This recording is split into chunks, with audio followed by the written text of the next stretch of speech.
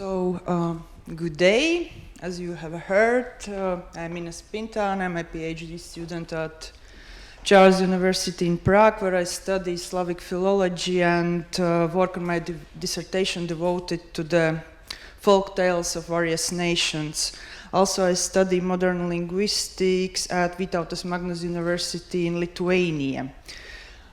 As you can see, my today's speech is devoted to the binary oppositions found in the lyrics of the Latvian pagan metal band Skyforger. One can find on Skyforger's official website that the band has been fighting under the flag of Latvian pagan metal since 1995.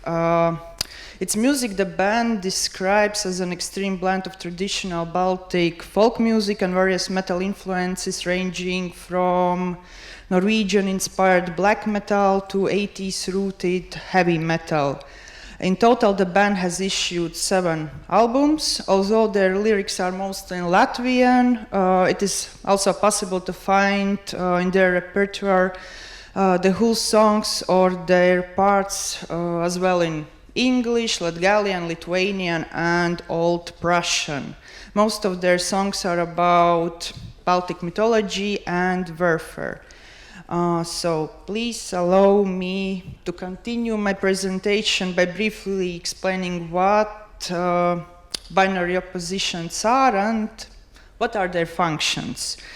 One may find lots of information in the works of one can find lots of information about binary oppositions in the works of such scholars as Claude Lévi-Strauss, Roman Jakobson, and James Jacob Liška.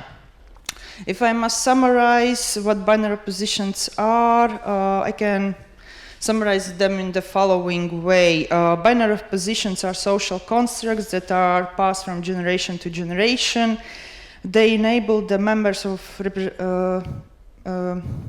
representing the same community to coexist and orient themselves in a world full of things of different values. One should not perceive binary opposition as a contradictory relation, but as a structural, complementary one.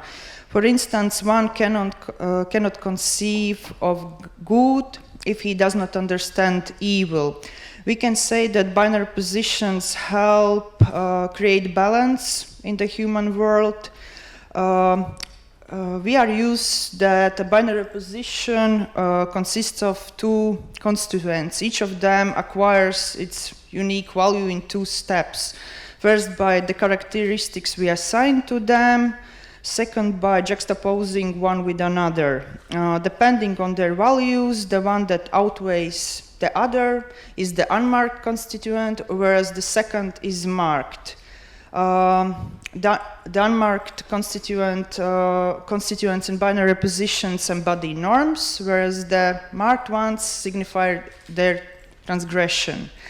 Usually binary positions have a second level of binaries that help to reinforce meaning.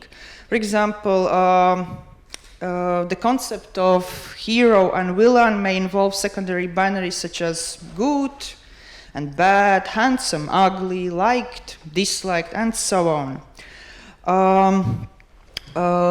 When we decide to study and look for binary oppositions in various texts, we should keep in mind that an individual can be a functional member of one or more communities for as long as he is following the guidelines, in other words, binary positions set by unique communities. Thus, when looking for binary oppositions and interpreting them, we should consider that they may vary from community to community. To gain credible results, we either must belong to the community which binary oppositions we study or possess sufficient knowledge of it and its peculiarities that distinguish it from other communities. Lots of information about the knowledge of culture one can find in the books of semiotician Marcel Danesi.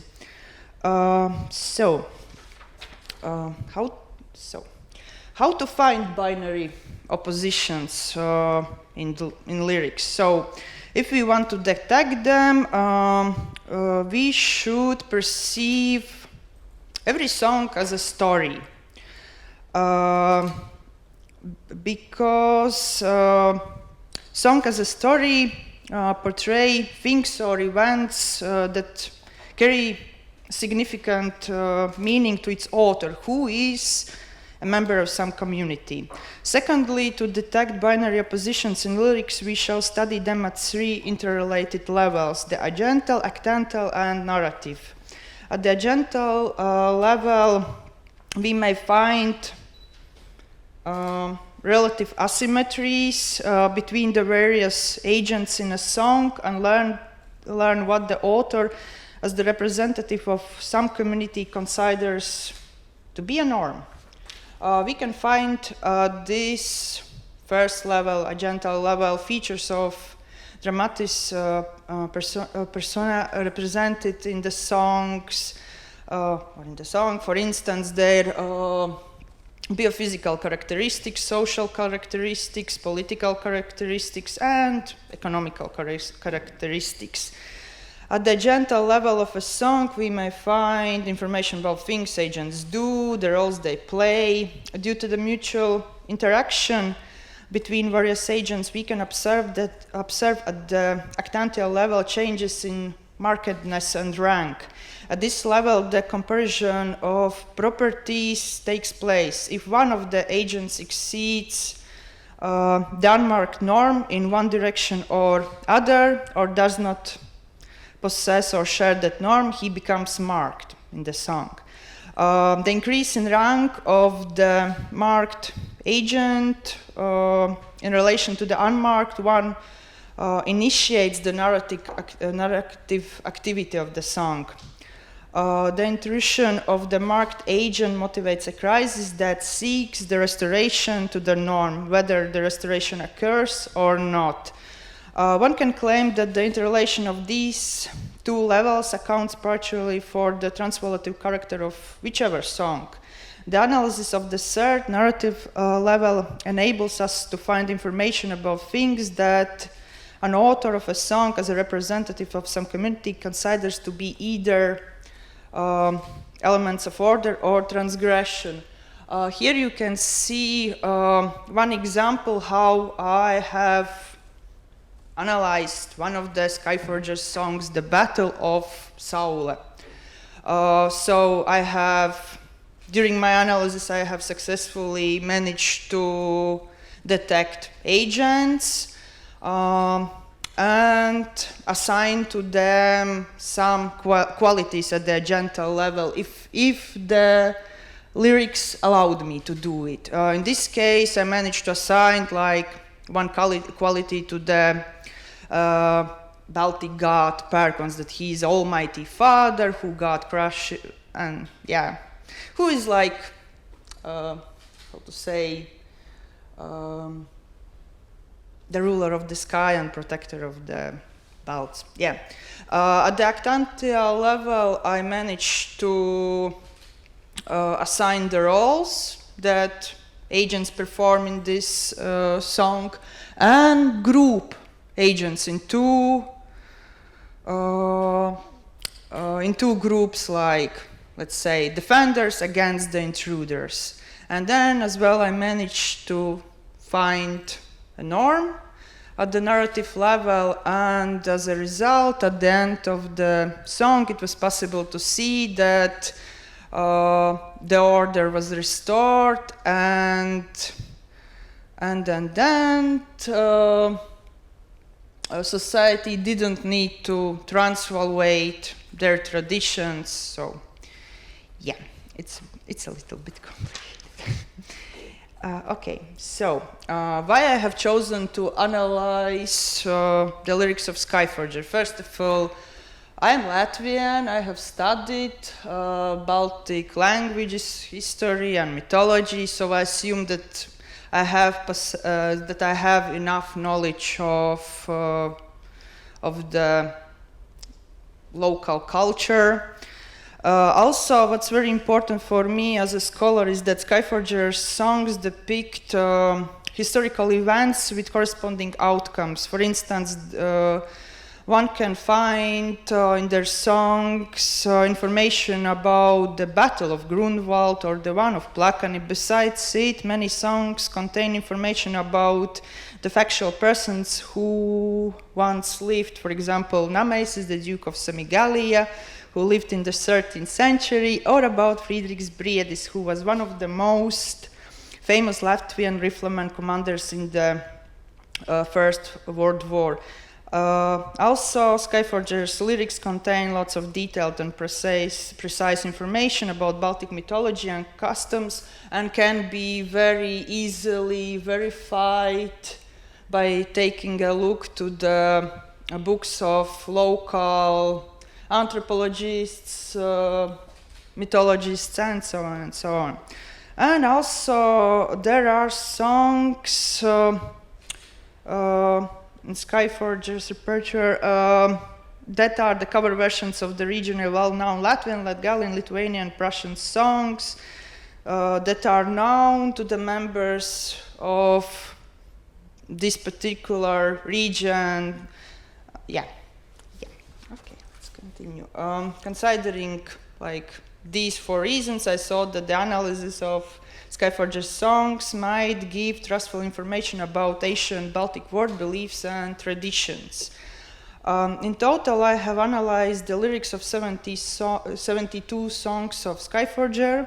I can say that there are some binary oppositions encoded in them, but before I speak about them, I would like to take you to the ancient Baltic world that I reconstructed explicitly based on the Skyforger lyrics.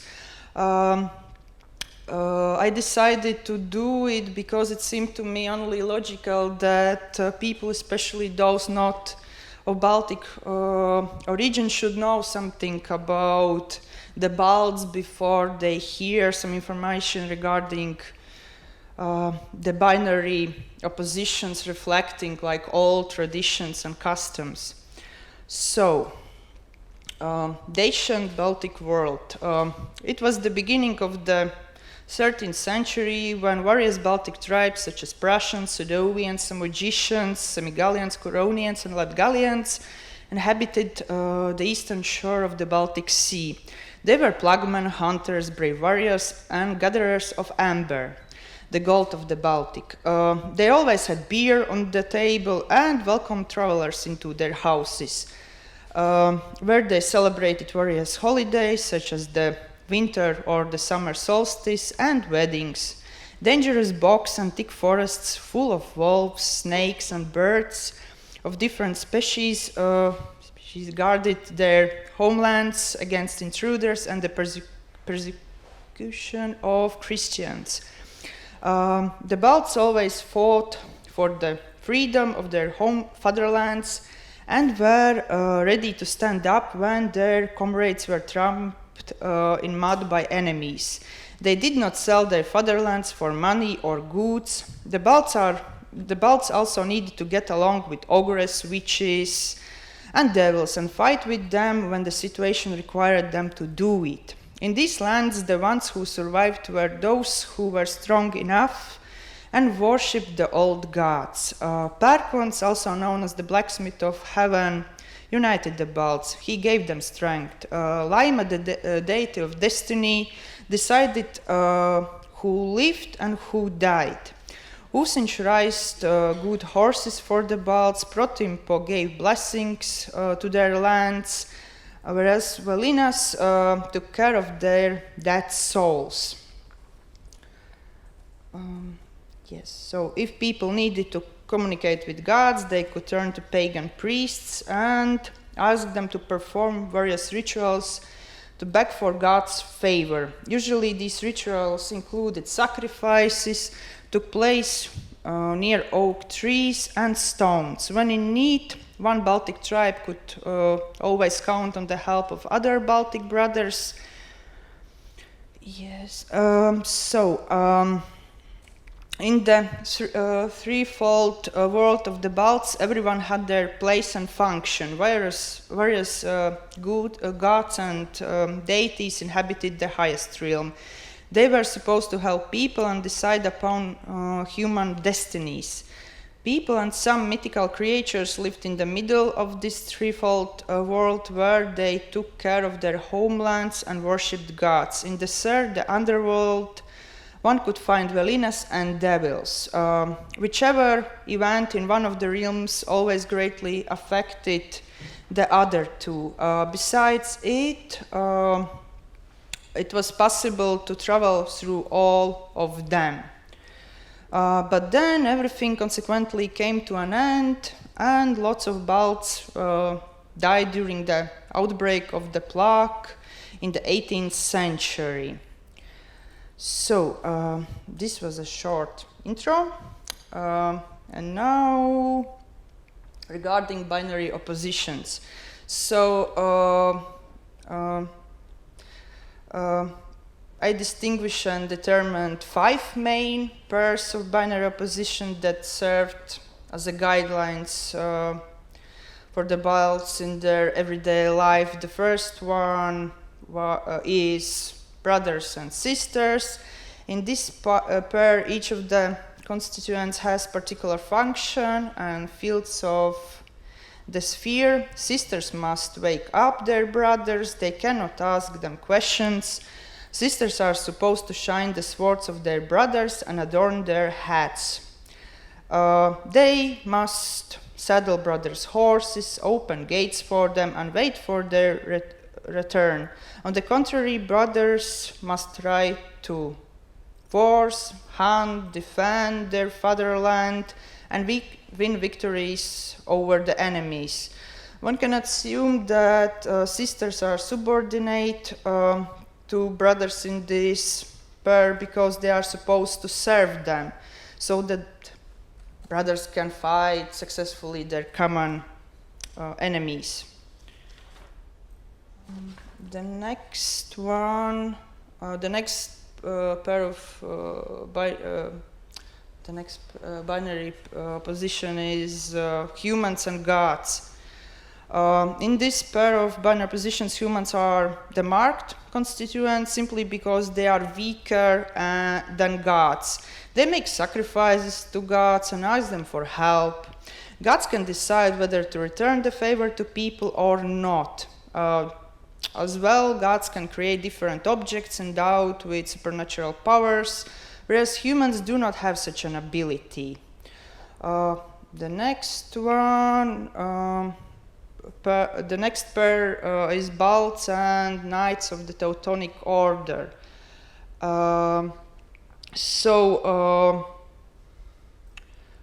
Based on the lyrics, it's possible to find that Balts are stubborn and have pride and defiance. They worship old gods, but then came Teutonic Order, who is now tearing apart their lands and who is sitting on the backs of Balts. So I think I'm running out of time. Okay, I will shorten. The next pair of binary opposition that was like reoccurring throughout the Skyforger's lyrics is about Latvian riflemen and German. Very often Skyforger lyrics say that Latvian riflemen went to die as pale ghosts. They stood against the predicaments of German guardsmen proudly. When representatives of other nations cowardly ran away, Latvian men stayed and fought for the freedom of their fatherland because the fights simply took place in their homeland. They were examples of soldiers. The next and the most important, actually, pair is barrier versus covered. According to information found in Skyforger's lyrics, warriors prefer to get slaughtered in war than as dogs in the yard. As well,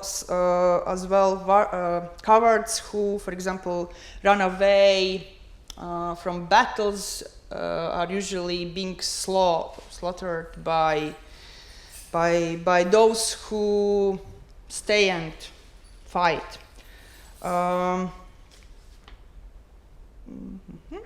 So, yes, what I want to say that in terms of this binary opposition, in the past it was considered to be a norm that a person, more specifically a man, must sacrifice his life for his fatherland. He is not allowed to cry or pray when enemy is slashing him. So otherwise he would violate the accepted code of conduct. So, very fastly. So, based on the given information, one can conclude that the lyrics of pagan metal bands can contain like factual information about ancient societies and their habits and traditions, and can be used for various studies. To determine binary positions correctly, one really must have sufficient knowledge about the culture and the events described in the lyrics. So I think today it might be all from my side. So here you can see like some books that I have used, mostly when I was speaking about binary oppositions and the concept of markedness and rank. And yes, thank you.